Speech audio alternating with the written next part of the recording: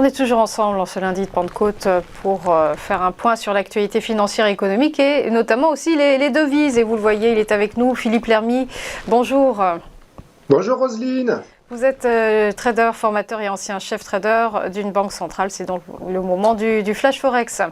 Alors Philippe, on va d'abord revenir ensemble sur quelques événements de la semaine écoulée, avec d'abord l'indice des directeurs d'achat dans l'industrie et l'activité manufacturière aux USA qui reste forte malgré les restrictions sanitaires en Chine. Oui, alors cet indice est sorti plus fort à 56,10, donc contrairement aux attentes des économistes qui le prévoyaient en baisse, et il est aussi plus fort que le mois précédent, hein. Alors en détail, on constate que les délais des livraisons et les retards de commandes restent élevés et que les nouvelles commandes augmentent. Par contre, en revanche, les stocks chez les directeurs d'achat réaugmentent, hein, donc ça veut dire que les problèmes de logistique semblent s'améliorer. En tout cas, ce chiffre suggère que les Américains continuent de consommer malgré la hausse des prix et on prévoit du coup que le deuxième trimestre sera très bon, on aura facilement un plus 4%, hein. Donc les traders Forex ne s'y sont pas du tout trompés, hein. Quand le chiffre est sorti, ils ont acheté le dollar sur l'annonce, quoi. Alors on poursuit avec le rapport sur l'emploi aux États-Unis. C'est un rapport solide, hein, avec un marché du travail qui a rarement été aussi favorable aux travailleurs américains. Le chiffre du chômage est faible et stable. Oui, alors le chiffre sur l'emploi est sorti en hausse. On a eu 390 000 créations d'emplois. Alors les économistes avaient d'abord anticipé un chiffre de 350 000. Après, ils avaient revu leur chiffre à la baisse, hein. Ils avaient pensé 325 000 et on avait même les traders dans les salles de marché juste avant le chiffre qui pensaient 300 000, 310 000, on avait eu d'autres indicateurs précédemment qui étaient plus faibles, hein. Alors le rythme de création, il ralentit, hein, parce qu'on avait une moyenne sur 3 mois de 516 000. Mais comme vous le dites, dans l'absolu, ce chiffre est très bon. Il faut se rappeler qu'avant la pandémie, l'ordre de grandeur, c'était 180 000, 200 000. Hein. Là, on est à 390 000. Hein. Alors, côté du taux de chômage, c'est pareil, il a rassuré. Il est resté stable à 3,6. On s'attendait 3,5%. Alors, ça s'explique parce qu'en même temps, il y a eu 330 000 nouveaux entrants dans le marché du travail. Donc, ils ont quasiment compensé les nouveaux employés, hein. Si on va dans les détails, on s'aperçoit que l'emploi, il est généralisé dans tous les secteurs et c'est surtout le loisir, l'hôtellerie qui a créé le plus de jobs. Donc, on continue la reprise des services avec la fin de Omicron, hein. Voilà. Donc, par contre, il y a un petit bémol dans ce chiffre, c'est que les nouveaux emplois créés sont très majoritairement à temps partiel, hein. Alors, si on regarde depuis le début de la pandémie, il manque, suivant les sondages qu'on prend du bureau of Labor Statistics, il manque entre 822 000 et 444 000 emplois pour effacer complètement la pandémie, hein. Alors ça pèse toujours, hein, le Covid sur l'économie, puisqu'il y a quand même 1,8 million d'Américains qui ont déclaré ne pas pouvoir travailler à cause de cela, hein.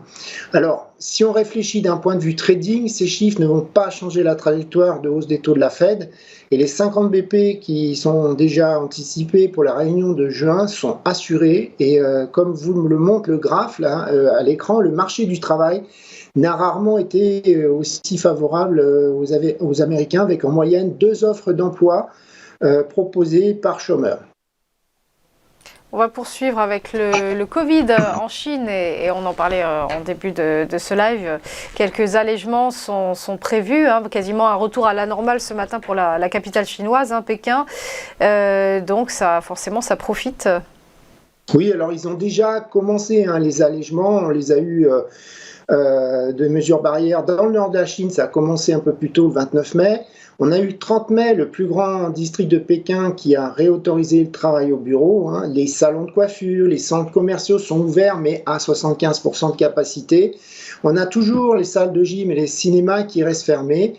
Et on a aussi toujours les tests PCR de moins de 72 heures qui restent obligatoires pour prendre les transports publics et entrer dans les magasins. Il y a Shanghai qui a réouvert aussi le 1er juin. Alors cette nuit, on a eu un chiffre ce matin sur l'indice des directeurs d'achat en Chine qui s'améliore, hein, puisque le mois d'avant il était à 36,2, là il est sorti à 41,4. Donc c'est moins que prévu, mais on voit que les services reprennent. progressivement. Ils sont encore en contraction, mais ils reprennent, hein. Alors, on voit bien avec le graphe que vous voyez à l'écran qu'on est encore très loin d'un retour à la normale en Chine, hein. Si on prend le trafic aérien, on voit qu'il est complètement, il est très très faible en Chine comparé aux autres pays de l'Asie et si on compare aussi avec le Royaume-Uni et les États-Unis. On va évoquer évidemment la guerre en Ukraine. C'est un conflit qui semble moins inquiéter les opérateurs de marché. En corollaire de cela, il y a eu la décision de l'OPEP+ de hausser sa production, mais cela sera insuffisant pour faire baisser les cours du pétrole. Oui, alors comme vous le dites, la guerre, elle est vraiment passée en arrière-plan d'un point de vue risque pour les traders actions et les traders forex, hein, puisque pour les traders pétrole, ça zigzague encore beaucoup, hein. En fait, les traders forex et pétrole, ils pensent plus maintenant sur l'impact qu'a l'inflation via les prix du pétrole, enfin sur l'impact des prix du pétrole et du gaz, du blé sur l'inflation. Alors, on a eu la semaine dernière les sanctions sur le pétrole russe, hein, de la part de l'Union européenne, et comme vous dites, la décision de production, de quota de production de l'OPEP+, hein. Alors concernant les sanctions de l'Union européenne, elles vont continuer de faire plonger la production de pétrole, hein. Ça a déjà un effet. Donc le pétrole russe qui a la production qui a réduit de 900 000 barils par jour depuis l'inflation, hein. L'Union européenne, elle a annoncé de réduire de 90% ses importations de pétrole d'ici la fin 2022. Alors en pratique, ce sera surtout 65% de pétrole qui est apporté par tanker, hein, qui va subir cette sanction, parce que les pipelines vont continuer de disposer d'une exemption temporaire, hein. La Russie, elle ne produit déjà plus que 50% des quotas auxquels elle s'est engagée auprès de l'OPEP+, hein. Il y a l'AIEA, l'Agence internationale de l'énergie, qui s'attend à ce qu'il va y avoir encore 600 000 barils jour en moins de la part de la Russie dès le mois de mai, hein. Alors c'est le graphe que vous voyez à l'écran, hein, avec la production manquante de la Russie en vert clair, ça, vous voyez que ça s'aggrave, hein. Si on regarde en février, la production des pays de l'OPEP+, elle était plus faible d'1 million de barils jour. En avril, c'était 2,5 millions de barils par jour qui manquaient. Et les banques, elles estiment qu'en juillet, ça va être 4,5 millions de barils par jour en moins, hein. Donc, voilà. Alors, il y a les sanctions, ou plutôt leur délai de mise en application, puisqu'on voit qu'ils ont mis plus d'1 mois à s'accorder. Ils ont aussi montré à Poutine l'indivision sous-jacente des membres de l'UE qui revient, hein. Et compte de l'ironie, en montrant cette faiblesse, les Européens ont permis de maintenir les cours du pétrole élevés. Il ne faut pas oublier qu'on ne parle pas d'embargo sur le gaz, mais que du pétrole, hein. Par conséquent, il y a maintenant 2 marchés parallèles pour l'or noir, hein. Il y a celui avec un pétrole cher pour les ennemis de la Russie, et puis il y a l'autre pour ses amis, notamment l'Inde, qui bénéficie de tarifs bon marché, parce que maintenant la Russie va de plus en plus essayer à chercher à écouler sa production ailleurs, hein. Alors on voit l'OPEP, elle a décidé d'accélérer sa production de 432 000 barils dès septembre, hein, et elle a décidé de maintenir celui de la Russie identique, hein. Mais en réalité, on voit bien que cette augmentation, elle est plus qu'insuffisante pour compenser le déficit, hein, qui est structurel, le déficit d'offres. Surtout qu'il ne faut pas oublier que la Chine reprend, hein. Alors en pratique, c'est comme d'habitude, hein, les pays produisent toujours moins que ce qu'ils annoncent lors des réunions de l'OPEP+. Et Goldman Sachs, par exemple, estime que le surcroît de production qu'il va y avoir, ça va être 200 000 barils jour. Donc vous voyez que c'est complètement insuffisant. Et sur le graphe, vous voyez bien que depuis février 2021, les pays de l'OPEP+, ils produisent moins que les quotas auxquels se sont engagés, hein. Donc l'accélération de production annoncée, elle est tellement insuffisante qu'on a vu l'administration US qui a envisagé une rencontre entre Biden et le prince héritier d'Arabie Saoudite, Mohammed Ben Salman. Elle a été pour l'instant reportée. Mais quand on connaît l'inimitié que Biden porte à MBS, hein, surtout après l'assassinat du journaliste du Washington Post, M. Khashoggi, envisager une telle rencontre est révélateur que les prix du pétrole ils vont rester élevés pendant longtemps, hein. D'ailleurs, l'administration Bush, elle envisage aussi la levée des sanctions vers l'Iran pour augmenter rapidement la production. Vous voyez, on en est là, hein. Alors Philippe, on poursuit avec 2 événements à suivre cette semaine et bien entendu la réunion de la BCE, la Banque Centrale Européenne, qui devrait faire une pré-annonce sur ses taux directeurs sans pour autant les hausser dès jeudi. Elle sera prudente. Oui, alors juste avant de parler de la réunion de la BCE, on est jour férié en France, hein, mais attention, c'est pas férié, c'est férié en France, en Allemagne, en Europe, mais c'est pas férié en Angleterre, aux USA. Hein. Les traders anglais ils sont là aujourd'hui exceptionnellement parce que le lundi a été avancé hein, pour faire 4 jours consécutifs de congé pour le jubilé de la reine. Hein. Alors concernant la réunion de la BCE, on s'attend donc à ce qu'elle annonce que son QE se terminera d'ici quelques semaines. Et qu'elle préannonce une hausse des taux directeurs, pas pour cette réunion, mais pour juillet, hein, même si l'économie n'est plus aussi forte que le début de l'année. Alors on a entendu parler d'une hausse de 50 points de base en juillet et non plus 25. Mais on peut se poser la question, dans ce cas, mais pourquoi attendre et pourquoi ne pas agir dès jeudi prochain hein, surtout que quand on voit les derniers chiffres de l'inflation, 8,1% en Europe, 8,7% en Allemagne, 5,2% en France, ça explose. Voilà, il n'y a pas de modération. D'ailleurs, il y a eu le 25 mai dernier, donc un des membres de la BCE, M. Nott, hein, qui est connu pour être l'un des plus agressifs, hein, il n'excluait pas cette hausse de 50 points de base. Et par contre, il a bien rappelé qu'il y avait 2 publications du chiffre de l'inflation en zone euro d'ici la prochaine réunion du 21 juillet. Bon, là, on l'a vu déjà, il y en a un, c'est mal parti. Et il est en train de dire, peut-être que d'ici là, on va changer et ça sera plus 25 BP. Hein.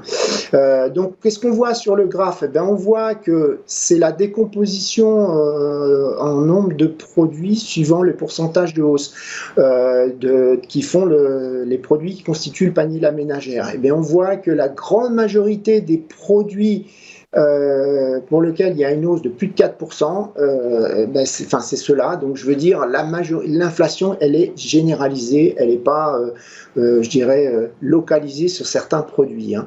Alors, bizarrement, on a le chef économiste de la BCE, M. Lann, hein, qui pense que l'inflation en zone euro est toujours en train d'évoluer vers la cible de 2% en moyen terme de la BCE. Hein, donc on verra ce qu'elle va mettre dans ses prévisions, la BCE, pour fin 2024. Là, c'est actuellement 1,9. Est-ce qu'elle va les monter à 2%? On va le surveiller. Hein. Bon, on a quand même... Parce qu'on a, pareil, on a Madame Lagarde et doublement la BCE qui parle de hausse graduelle. Alors, c'est un vrai contraste avec la Fed. Hein. Puis je vous dis, c'est pas très logique quand on voit l'inflation actuellement. Alors, on a les indices des directeurs en zone d'achat, ils sont élevés, mais on a la confiance des consommateurs qui a chuté fortement. Hein. Elle reste, encore au-dessus du plus bas depuis la pandémie, mais comparée au Royaume-Uni et aux USA, elle est quand même beaucoup plus faible, elle est plus faible qu'en 2019. Hein. Donc, ce que je vous disais, la BCE va fournir une mise à jour de ses prévisions de croissance et d'inflation, ça va être à surveiller. Hein, et voilà, on verra si elle met bien 2% pour 2024. Enfin, c'est ce qu'il faut qu'elle mette, il faut qu'elle le remonte, parce que c'est pas très logique. Hein. Alors, voilà, en tout cas, on sait que les taux négatifs, ça sera terminé d'ici le 3e trimestre, ça c'est à peu près certain. Hein. Alors, on a encore 3 réunions après celle-là. Je dirais pour le 3e trimestre, on a 21 juillet, 8 septembre, 27 octobre. Hein. Si on regarde que pense le marché, les marchés des swaps OIS, ils intègrent 35 BP pour juillet. Hein. Ça fait un peu une hausse plus moins la moitié d'une autre hausse pour juillet. Ils ne sont pas vraiment encore convaincus qu'il y aura 50 BP. Hein. Donc, on s'attend à ce que d'ici la fin de l'année, le marché s'attend, avec un taux directeur qui atteindra 0,75 pour le taux de dépôt et 1,25 pour le taux de refinancement. Hein. Alors, on a aussi eu des fuites la semaine dernière de 3 sources de la BCE qui étaient un petit intéressantes pour les traders devises. Voilà, ce qu'on savait, ce qu'ils ont dit, c'est que si l'eurodoll venait baisser de façon conséquente, la BCE n'a pas d'objectif de cours sur l'eurodoll.